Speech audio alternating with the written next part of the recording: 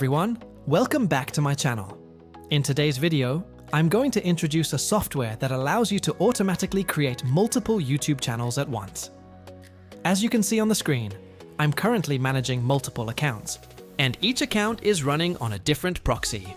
This helps separate the accounts and makes the process much safer when working at scale. Now let's go to the channel function. Here you will see the Create Channel feature. Simply click on it. At this step, you just need to enter the channel names you want to create. I've already prepared a list, so I can simply paste it in. The username works in a similar way. If a channel name is already taken, the software will automatically add numbers at the end to make sure the channel can still be created successfully. In the channel creation settings, you can choose how many channels each account can create. You can also add information such as channel description, links, contact email, banner image, profile picture. Once everything is ready, simply select the email accounts you want to use and click Start.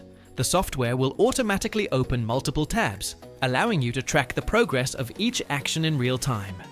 That's it for today's video.